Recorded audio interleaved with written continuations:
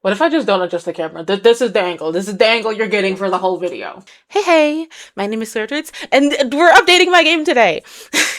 Sorry, I'm very excited. I really love making this game. Right now, the game has enemies, and the enemies can drop Rhoa or health points when they die. But now I need the player to actually be able to pick up that health. So we need to make an area 2D that will follow the Rhoa particle so the player can pick it up.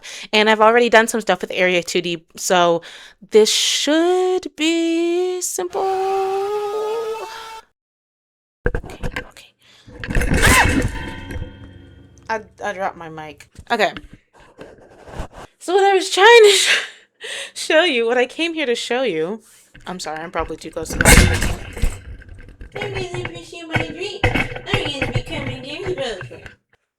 Okay, we're not gonna touch the mic.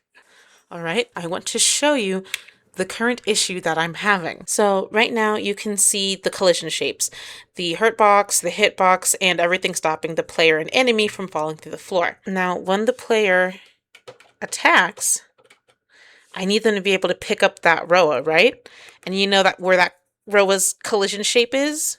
Right up there, still up there. That is wrong.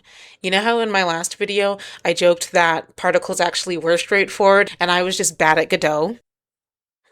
I think the problem is that I'm trying to use collision shapes at all with the particles. I think I need to use a light occluder. And I did! I did add a light occluder. I brainstormed and everything. Okay, I need to brainstorm a solution because I really don't want to make this not a particle. Okay. So the Rhoa has to be rigid when we first start, or else it will fall through the floor. And I need it to stay rigid and stay on the floor until the player interacts with it. But I can't make the area 2D follow it, so maybe when it hits the ground, that's when the area 2D appears. I don't need to follow it, I just need to find its final resting position. But how do I get its position? Maybe I could use a timer? Or calculate the speed of the particle? I don't know if that's something you could do. Okay, but if I can get the Rhoa's position, then once I get it, I can make an area 2D at that same position. And then the player should be able to collide with that area 2D. So on body entered, in this case the body is our player, then what? So after the player has entered, then tell the Rhoa to instead hide and we can add it to the player's health. Okay, as long as we're able to find the Rhoa's position, I don't see why that shouldn't work. Oh! It wasn't even close to working, dog. If I am Jacob, this Rhoa is my angel, which is funny because it's what the game is named for. Let me tell you why my little plan didn't work. So there are two types of particles in Godot, CPU particles and GPU particles. GPU particles can collide with things and they can even hide on contact or bounce, which is great because those are the two things I need the Rhoa particle to do. But you can't specify on contact with what. So it either hides on contact with everything or it bounces off of everything, which is a problem because I need it to bounce on the ground and hide on contact with the player. Un autre problème, GPU particles run on the GPU, right? But the physics engine runs on the CPU. So they're separate, so you can't really use the physics engine to find the given position of a GPU particle at any given point because they're run on different parts of the computer. And that is a problem because I need to find the position of the particle for the part of my algorithm that I showed you. So since the physics calculations run on the CPU, you might, like me, a fool, think like, well, why not just use a CPU particle? And you know what? There's actually even a helpful little button in Godot that will switch from GPU to CPU for you. However, CPU particles can't do collisions. Girl, I went in circles with this for hours. They're like two little evil puzzle pieces that work badly together just enough to form a perfect middle finger and shove it in your face. Because the GPU particle solves my collision issue, but then there's an issue with position. A CPU particle solves my position issue, but now it can't collide. So after like a lot of back and forth with myself, I was like, Girl, Loki, why are you making this a particle in the first place? Just for it to bounce on the ground. You can figure out how to make it bounce on the ground. Claw your way out of the sunk cost fallacy and just do the thing that makes sense. So that's what I did.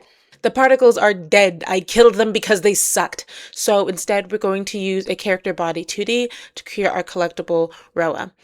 So I make a get drop count function. Well, really, I didn't make this. I used some tutorials so I can affect the probability of how likely it is to drop. Obviously, we'll change this later. And then I just add some gravity. So with our collectible made, I add it to our drop Rhoa function. So instead of calling all that particle stuff, I just say, hey, instantiate our Rhoa, and if we are allowed to drop it, then go ahead and add it to the game.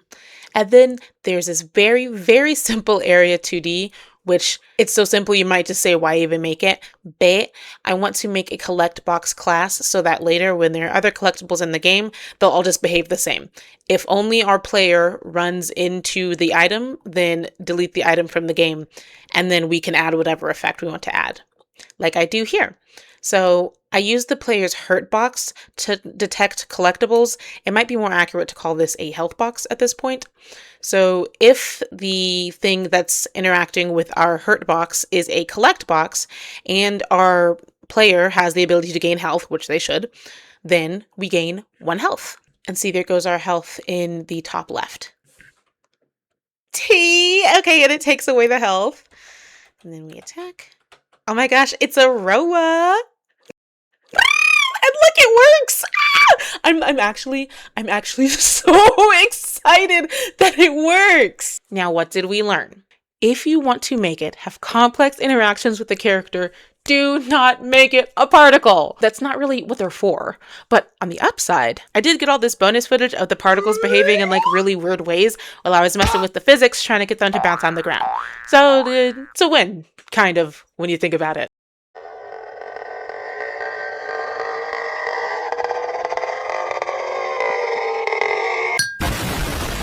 Now the player can pick up the Rhoa and add to their health, which I'm extremely excited about because that makes it a real game. However, since we can now add and subtract from the health, that means we can die. So I need to make my player able to die. You're gonna have to die. See, right now the player can just take infinite damage. C'est un problème. And I could just reset the game every time the player runs out of health, but I want a death animation, a cool one. So as I'm making this game, I'm figuring out how I work as a game developer, and I've realized that I'm having a lot more fun with the art and story-based parts of the game, more so than like the more technical coding implementation stuff. Oh. Sorry, I always hit the mic. It's like a rite of passage for one of my videos to always hit the mic. I just wanted it to be good, and I knew it was going to be a little more complex than the other animations that I've done insofar. I just wasn't really sure where to start. So like, what do we do? We now turn to the Oratrice Mécanique d'Analyse Cardinale. I slowed down the knight's death animation and broke it down into 2 main parts. First, the screen freezes, which I've learned has a name. It's called a hit stop. And the camera shakes and there's like a still impact frame. Then the second part, which is a bunch of particle movement before and after the screen unfreezes, and that has 3 subparts. First, the big particles explode outwards and blast away that still impact frame, and then the camera slows or stops near like the second half of the big particle explosion. Then the camera shake increases and the small particles rapidly explode out, and the camera shake ends when the rapid particle explosion ends. Lastly, the knight loses his weapon, his head pops off, his soul pops out, and we fade to black. I'm going to use this as a loose template for my own animation. It doesn't have to be a one-to-one, but it gives me something to work with, which was the whole point. That's why I'm copying Hollow Knight so much. First, I need to figure out what shape I want to use for the impact frame. The one from Hollow Knight is so smart because the circle keeps your eye and focus on the knight, but adding in the spikes and the sort of like part, like it does 3 main things. It keeps the otherwise round impact feeling sharp, it creates a sense of energy moving outwards, and it keeps one edge detailed and one edge simple, which is a hallmark of Hollow Knight's art style that I took notes on. So honestly, I was really struggling to not just copy their exact impact frame because I really liked it. In the end, I decided to go with just a circle, and then instead of having it explode outward, I would do an implosion to suggest an absorption of energy right before a big explosion. So the impact frame is done. Now I just need to decide what to do for the big explosion and the smaller particle explosion. I did kind of think about making the smaller particle explosion a bunch of obolos, or like the coins that you put on the dead's eyes, but I'm also borrowing one of the philosophies from Hollow Knight's developers, which is just keep it simple. And I already have a small particle I could use, the Rhoa, to explode outwards from the character, and it would pretty much make thematic sense. So I'm going to keep it simple and just make the small particle explosion be the Rhoa. For the bigger explosion, I did some research onto what the Greeks believed about death, and I found one of the things they believed is that when the breath of life leaves you, it leaves like as a puff of wind or a bit of air, which is perfect. So instead of just using circles, I'm going to make it like little clouds. So it looks like here you can see this is the bigger explosion for the breath of life, and then the smaller explosion of mini Rhoa. Lastly, and this is the part that makes the animation all juicy and delicious, I got some code offline to just do a basic camera shake. I might also add it to the attack animation, but I'm not really sure yet. So the animations aren't identical, which is good, but it is clearly derivative, which is also good. Like I said earlier, I want the game to remind people of Hollow Knight. I've been having a really interesting time going back and forth between like a very technical coding debugging mindset and artsy story-based wouldn't it be cool if mindset. I think it would be really fun to have a team one day if I could just focus on the story and like the character building and stuff. Oh my gosh, that would be really nice. My Knights of Guinevere like art book came in the mail recently. Do you want to see it? Oh my gosh, wait a second. Where did I put my book? Bam! Look, it's shiny. Ah! I love this book. And I really love the character designs that are in it. It's just, I love concept art. Oh my gosh. Like, see, look. I love concept art. There's so many Guineveres. Don't you just want to eat it? Don't you just want to eat it? Oh, like, that's so good. That's so good. Look at how good that is. Oh my God. Oh my God. Oh my God. I'm going to quit art. I was really impressed with a lot of Andy's. Small aside, and then I'll stop talking about Knights of Guinevere. There's a detail I noticed in this book that I want to share. I haven't been on the subreddit for this fandom, so maybe someone else will already notice this, but in the concept art book, they will make 360s of the characters. And whenever they have the side profile of a character, they cut off their arms so that you can see, like, the rest of the side of their body. See how it's blue? Because Guinevere doesn't have blood, she has whatever that blue stuff is.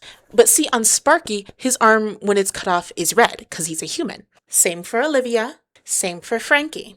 But Andy is blue. Both her adult and childhood self have the blue arm. Is Andy an android? Now, small hole in the theory. Because while adult Frankie does have a red arm, childhood Frankie has a blue arm. Albeit it's also not cut off at the shoulder for childhood Frankie, but it could just be coincidence.